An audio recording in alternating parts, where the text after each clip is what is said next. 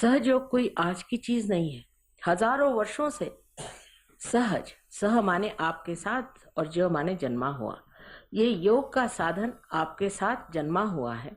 माने जैसे एक जीवंत क्रिया है, ये एक जीवंत क्रिया है, जीवंत शक्ति है जो हमारे अंदर कार्यान्वित है।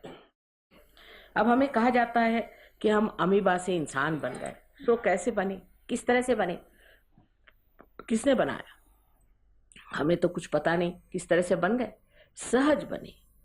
जो एक आप बीज जमीन के अंदर लगा देते हैं, उसमें जो अंकुर आता है वो सहज है, उसमें आप कुछ कर नहीं सकते, वो सहज है क्योंकि एक जीवंत क्रिया है। जितनी भी जीवंत क्रिया है वो सहज है। हमारा श्वासोच्छ्वास लेना भी एक सहज क्रिया है। अगर हमें श्वासोच्छ्वास लेने के लिए किताबें पढ़नी पड़े और या तो किसी से सीखना पड़े तो न जाने कितने लोग जी सकेंगे। इसी प्रकार कुंडलिनी की भी जो शक्ति है वो भी सहज में ही जागृत होती है। ये शक्ति अंदर हमारे अंदर निहित है, हमारे त्रिकोणाकार अस्थि में, और उसे हम मूलाधार कहते हैं। माने वो हमारे मूल जो कि कुंडलिनी है उसका आधार है।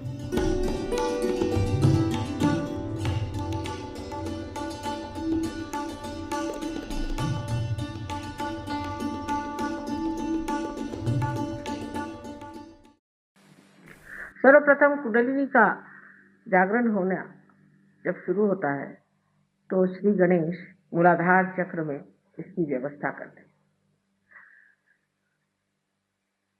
जिस मनुष्य के अंदर श्री गणेश की शक्ति बलवत्तर है उसकी कुंडलिनी बहुत जल्दी ऊपर चढ़ती है और वहीं तितिक्षा में रहती है। जैसे कि छोटे बच्चे हैं जिनके दिमाग में और कोई बातें नहीं, जिनके हृदय में और कोई किलमिश नहीं है, जिनके बातचीत में कोई कठोरता नहीं है, ऐसे अबोध बच्चों को कुंडलिनी का जागरण बहुत लाभदायक होता है।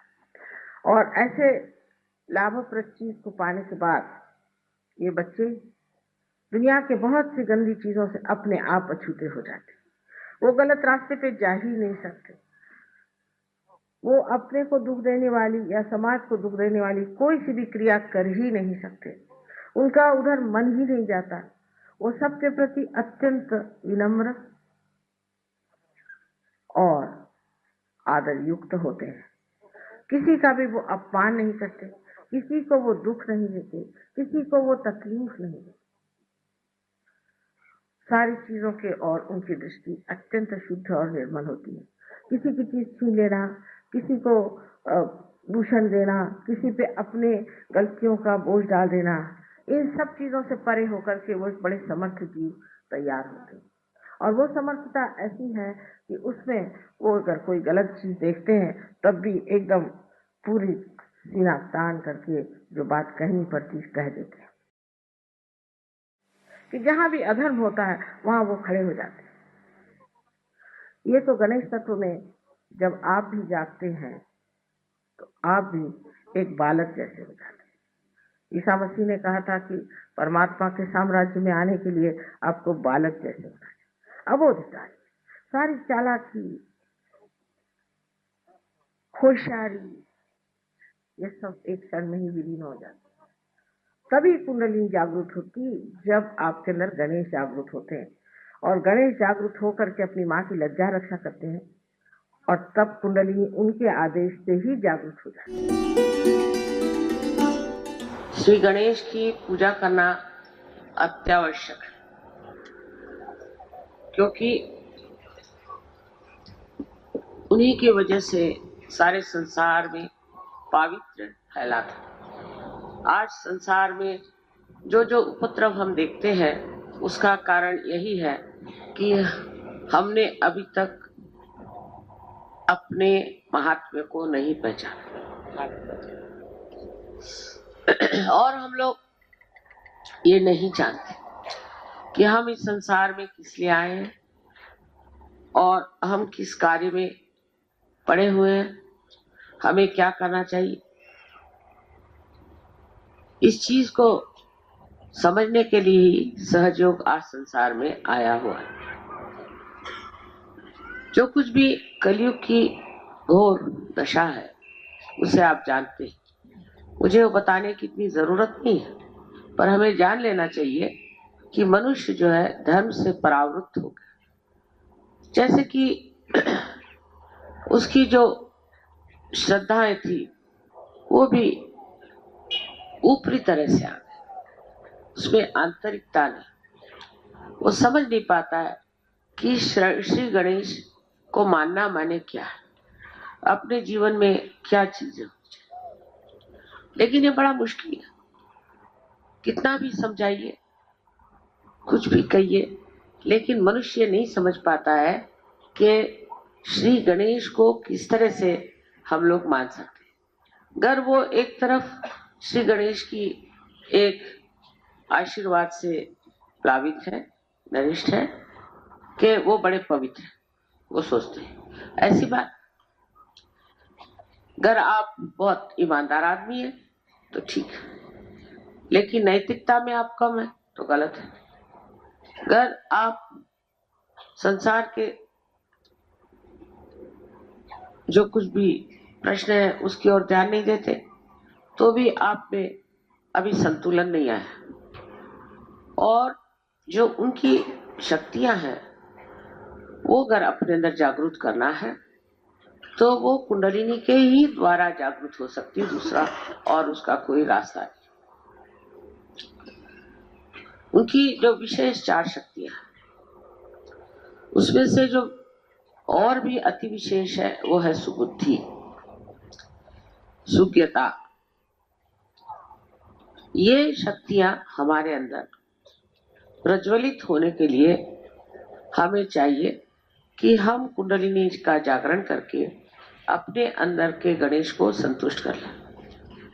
गणेश की नाराजगी भी बहुत नुकसानदेह हो सकती है। उनका स्वभाव एक तरफ तो बहुत शांत, बहुत ठंडा, और दूसरी तरफ जब वो देखते हैं कि मनुष्य किस गलत रास्ते पे चल पड़ा है तो उससे इस कदर नाराज होते हैं।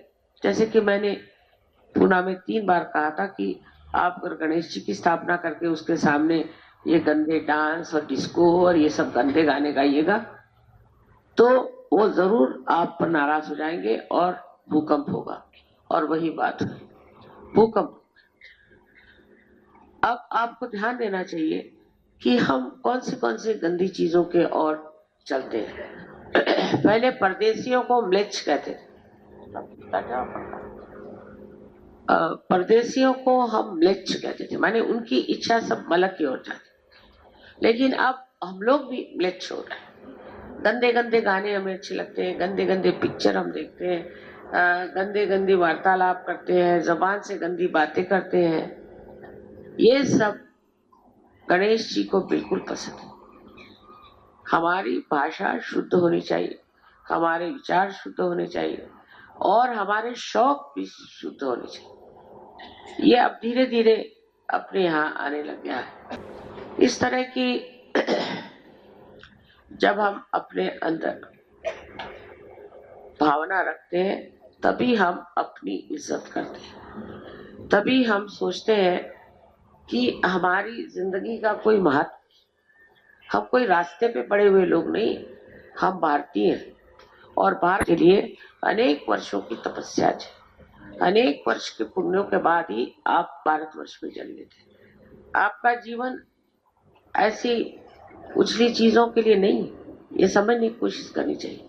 इधर जाएंगे सिद्धि विनायक में देखती हूँ लाइन लगी, पर आप गणेश जी के लिए क्या करें? आप लोग ये गंदे काम पसंद करना न करें तो ये सब खत्म हो जाएगा। गंदी जगह जाना, खाना खाना, गंदी बातें करना, ये सब चीजें अपने यहाँ बड़ी ही सामान्य तौर पे लोग करने लगे हैं। मैं अभी देखती हूँ रास्ते पर लोग खड़े खड़े खा रहे हैं, कहीं कहीं जा रहे हैं, गंदी बातें कर रहे हैं, औरतों पे रिमार्क्स कर रहे हैं, गंदी निगाह से देख रहे हैं। ईसा ने तो ऐसा कहा था कि अगर आप एक आंख से 2 बार किसी औरत की तरफ देखें तो अपनी आंख निकाल के फेंक। अगर आपने एक हाथ से कोई गंदा काम किया तो हाथ काट के फेंक। और हमारे देश में खास करके लिखा हुआ है कि सब में एक ही आत्मा का वास है, वो किसी भी जाति पाति का नहीं हो सकता। जात जो है मनुष्य के जन्म के अनुसार नहीं बनाई गई थी, वो उसके कर्म के अनुसार बनाई गई। और जो लोग जात को लेकर के और इतना महात्म्य देते वो भारतीय हो ही नहीं सकते। इसलिए जानना चाहिए कि हम लोग कितने काम ऐसे करते हैं जो बिल्कुल धर्म के विरुद्ध में, और जब ऐसे हम कार्य करते हैं तो हमारे अंदर गणेश जी नाराज हो जाते हैं। गणेश जी का नाराज होना भी बड़ा ही दुखप्रद है, क्योंकि उनके नाराजगी से हमें अनेक ऐसी बीमारियां हो जाती हैं कि वो किसी तरह से उसका कोई उपाय ही नहीं, जिसको कि इनक्यूरेबल कहती है, ऐसी बीमारियां हमें हो जाती है।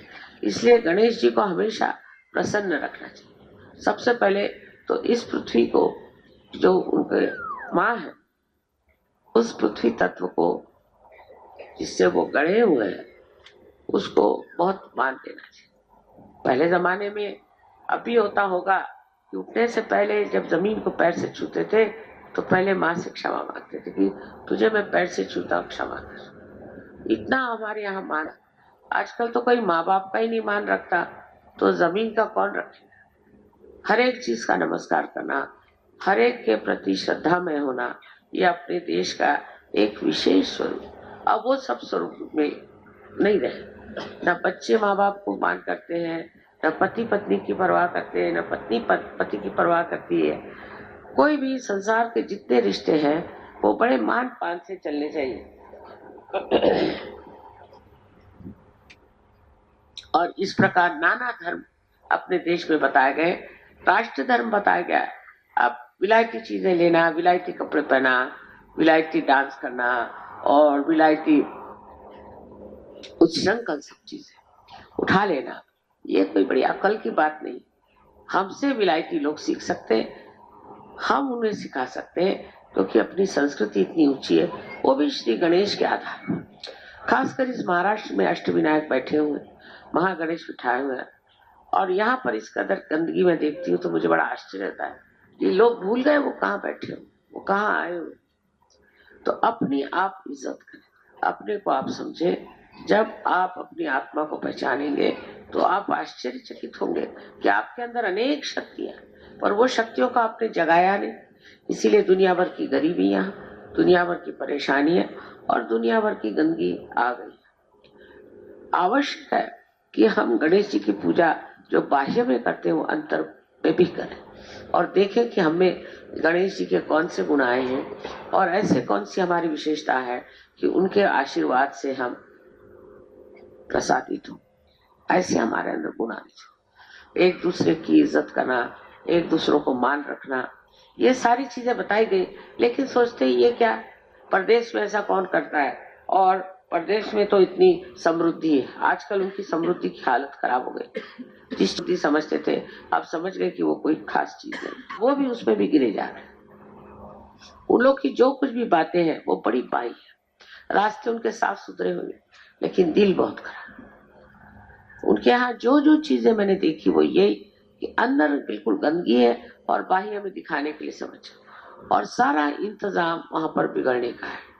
कोई बच्चा अगर वहां जाए तो उससे शराब नहीं छूट सकती, उसको सिगरेट पिलाएंगे, उसको गंदी जगह ले जाएंगे, डिस्को में ले जाएंगे, ये करेंगे वो करेंगे। इस कदर वहां गंदगी है कि घोर घोर घोर कलयुग वहां बस गया। हम लोग सोचते कि वो लोग बड़े सुख में, माँ बाप कहाँ से सुख होंगे जिनके बच्चे ड्रग्स लेते।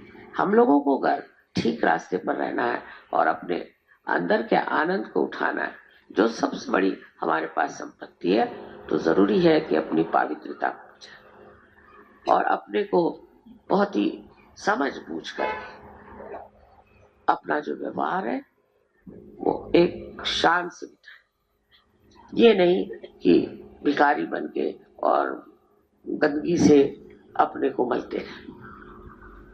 हिंदुस्तानियों की जो बड़ी प्रशंसा है, अभी एक मुझे चाइनीज साहब मिले थे तो कह लगे कि अच्छा तो यही वो संपदा है जिसके बारे में हमने बहुत सालों से पढ़ा था कि हिंदुस्तान में आध्यात्म की संपदा बड़ी जबरदस्त है। हम आध्यात्म की संपदा है इसमें कोई शक नहीं, पर उधर रुझान होनी चाहिए। रुझान तो हम लोग निच्छ हो गए, मल के और ही हमारी इच्छा जाएगी। जो चीज हमें मलिन करेंगे उधर ही हम दौड़ेंगे, तो ये जो सुंदरता अपने अंदर है वो कैसे प्रकट होगी, वो कैसे दिखाई। इसलिए जरूरी है कि श्री गणेश की पूजा करते वक्त आप ध्यान रखें कि आप अंदर भी श्री गणेश की स्थापना करें, नहीं तो वो भी नाराज होने में बड़े कठिन है, उनको समझाना बहुत मुश्किल है। वो किसी चीज को भी पवित्रता से ऊंचा नहीं मानते, उनके सामने कोई बहस नहीं चलती, उनको कोई चीज से समझाया नहीं जाता। उन्होंने जो पवित्रता के बंधन बनाए हुए उसमें रहने से हमें भी सुख मिलता है और वो भी प्रसन्न रहते हैं। श्री गणेश जो है वो परम चैतन्य के द्योतक है, या कहना चाहिए श्री गणेश से ही ये परम चैतन्य जो है आलोकित है और हर एक चक्र पर ये कार्य करते हैं। हर चक्र में जब तक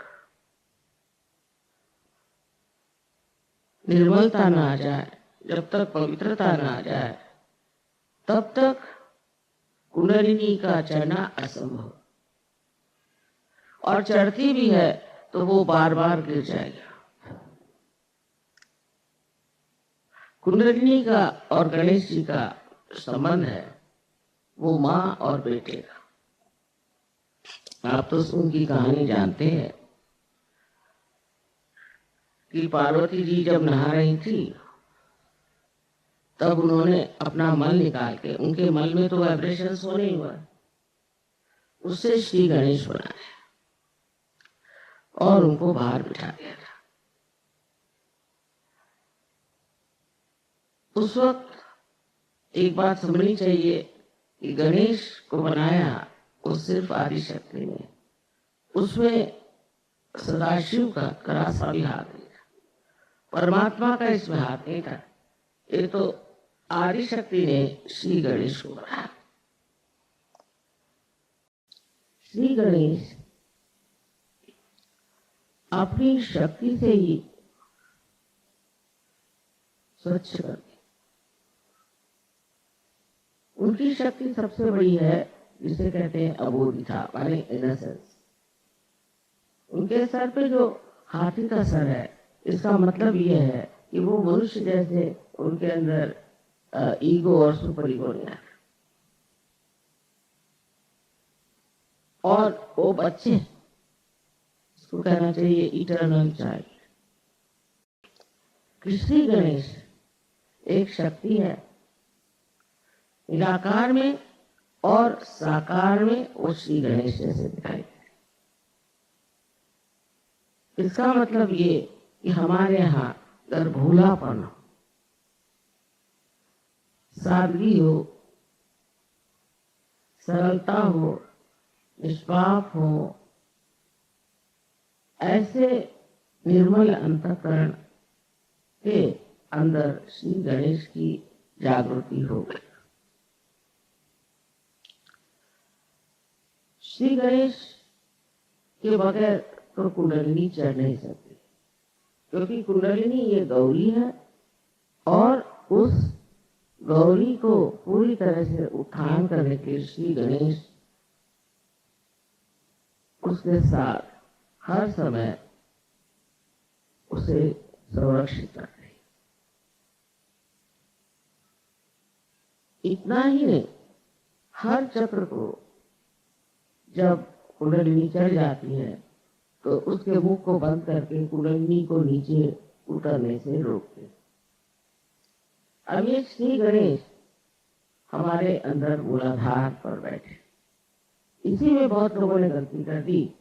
मूलाधार चक्र जो है वो त्रिकोणाकार अस्थि, ये बहुत बड़ी बात। मूलाधार में सिर्फ कुंडलिनी है और मूलाधार से नीचे मूलाधार चक्र है, मूलाधार चक्र, उस पर श्री गणेश। श्री गणेश की शक्ति जो पवित्रता की है, मैं जरूर कहूंगी कि हिंदुस्तान में इसके मामले में सब लोग जानते हैं कि हमको पवित्र रहना चाहिए। परदेश में नहीं, परदेशियों को तो पहले मेघ चले, मैंने जिनको मल की ही इच्छा है, और श्री गणेश निर्मल है। हिंदुस्तानियों में निर्मलता की इच्छा बहुत है, और अगर नहीं भी हो तो भी कम से कम इसका ढोंग तो करते हैं। इसकी ढोंगीपना से कम ये फायदा है कि एक मनुष्य में जो खराबियां है वो ढोंगी जो है, तो उसकी खराबियां समाज में नहीं फैलती। लेकिन देश में तो वो सोचते हैं कि जो ये खराबियां हैं ये तो बड़ा भारी कोई हम आह्वान दिए हुए हैं और बड़ा भारी हम कार्य कर।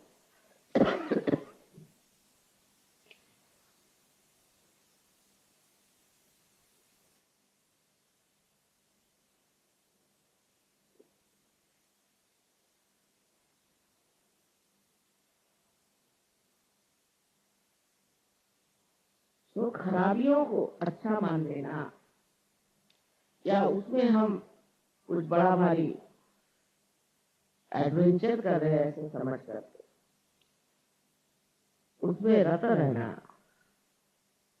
ये हम लोगों के हिसाब से तो बेवकूफी। लेकिन अगर आप अमेरिका जाएं तो आपको पता हो जाएगा कि वहां गणेश जी है ही नहीं। लोगों माने ये कि वो विचार ही नहीं रहते। अब जब उसके दुष्परिणाम दिखाने लगे, जब उसका नुकसान दिखाने लगे, तब वो सोचते हैं कि नहीं, हमें तो निष्पाप होना चाहिए और हमें सफाई रखनी चाहिए, आदि बातें करते, और उसका अब असर वहां नहीं है। सहजों के सिवा वो लोग भी नहीं बदल सकते। लेकिन आप लोगों के पास तो ये संपत्ति है, तो वहां के लोगों को देखा जाए तो उसके मुकाबले में आज यहाँ भी बहुत से लोग हैं जो गंदे रास्ते पर चलते हैं, गंदे काम करते हैं, पर छिपा कर करते खुलेआम। मतलब वो जानते हैं कि इस चीज से समाज हमारी प्रशंसा नहीं करेगा और हमें दूर रखेगा। विशेषकर जो लोग बाहर होके आए हैं उनमें ये दोष पाया जाता है, बड़े चरित्रहीन होते हैं, और इस चरित्रहीनता को वो बड़ी भारी अपनी कमाल समझते हैं और सोचते हैं कि इसमें तो खास हम कोई तो भी बहुत सुंदर है या हमारे अंदर कोई तो विशेषता है, इस प्रकार का आरोपण करके अपने को बहुत ऊंचा समझने लगा। अबोधिता की जो शक्ति है वो ये कि सबसे बड़ी शक्ति ये है कि वो अबोध है। माने ये कि उसके अंदर किसी भी तरह की खराबी, कोई किल्मिश उसके अंदर दिमाग में नहीं, वो बिल्कुल साफ सुथरा इंसान है। ईसा मसीह ने कहा था कि जब तुम्हारे उत्थान का समय आएगा तब तुम बच्चों जैसे हो जाओ। उस वक्त और भी शक्तियां जो गणेश जी की हैं वो छोड़ करके वो सिर्फ आप में वो अबोधिता भर देते हैं, इसके सहारे आप अपना आत्म साक्षात्कार प्राप्त करते हैं।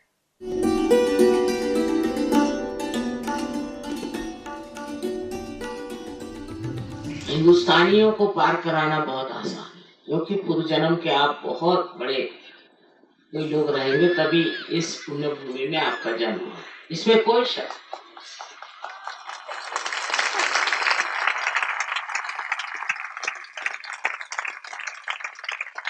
आपको तो बिल्कुल मुश्किल नहीं है, क्योंकि वाकई में मैंने देखा है कि जितना आसान हिंदुस्तानियों को पार कराना है कहीं नहीं।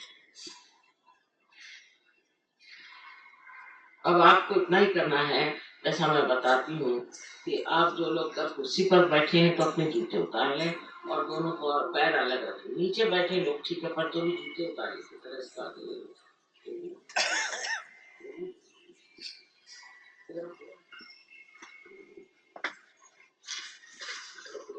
अब अपना राइट हैंड मेरे ओर करें। मैं इससे राइट और लेफ्ट कहती हूँ कि अपने देश में इसको अलग अलग नाम है, इसलिए मैं राइट कहती हूँ।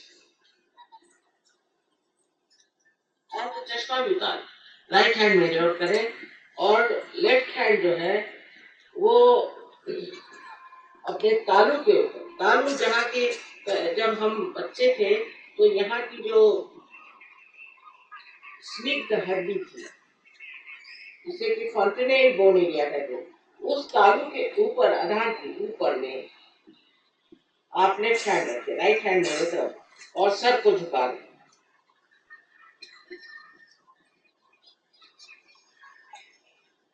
अब देखिए कि इसमें से आप ही के अंदर से ये ब्रह्म रंध्र इसे कहते हैं, माने ब्रह्म का रंध्र यानी ब्रह्म का छेद जो है, इसके अंदर से ठंडी या गर्म हवा आप ही के सर के अंदर से आ रही है। देखिए, सर झुका के देखिए।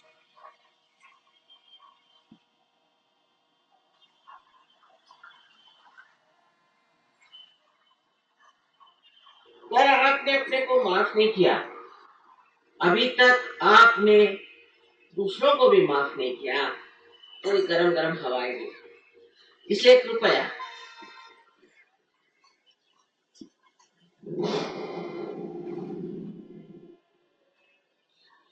अब फिर से लेफ्ट हैंड मेरी ओर करें और राइट हैंड से देखिए, सर झुका के देखिए कि ठंडी या गर्म हवा आ रही है क्या सर में से।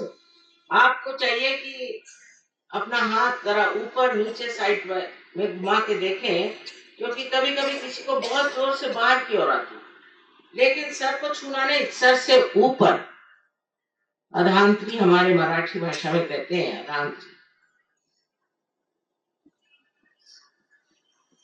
हाँ।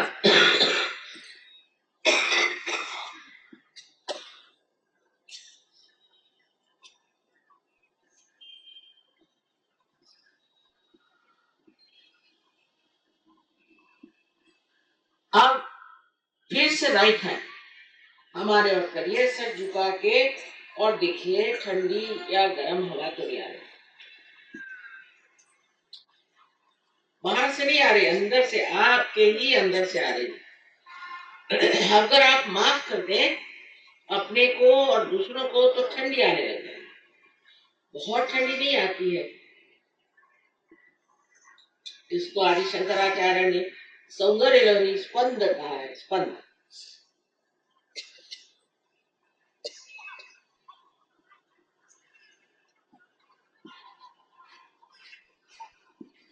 अब दोनों हाथ आकाश की ओर उठा के और सर पीछे झुका के पूछिए कि माँ ये क्या परम चैतन्य है?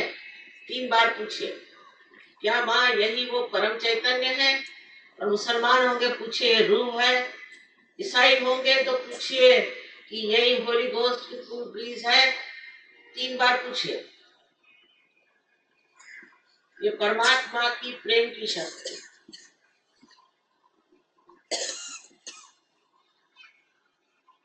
अब हाथ नीचे लीजिए, हाथ नीचे लेकर दोनों हाथ मेरे ओर करिए और निर्विचार होके मुझे देखिए, बिल्कुल निर्विचार होके मुझे मेरी ओर देखिए। किसी किसी को नीचे से अगर आ रही हो तो उसको ऊपर उठा सकते इस तरह।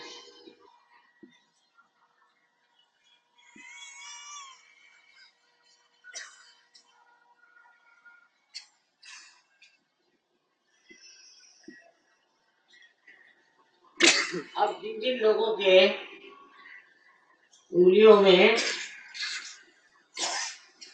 या तलवे में, हाथ में या सर से ठंडी हवा आई या गर्म, वो सब लोग दोनों हाथ ऊपर कर सच्चाई के साथ। आपको मेरा अनंत आशीर्वाद, अनंत आशीर्वाद।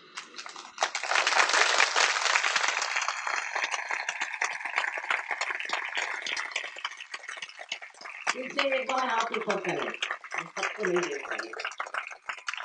वाह वाह वाह, क्या कह रही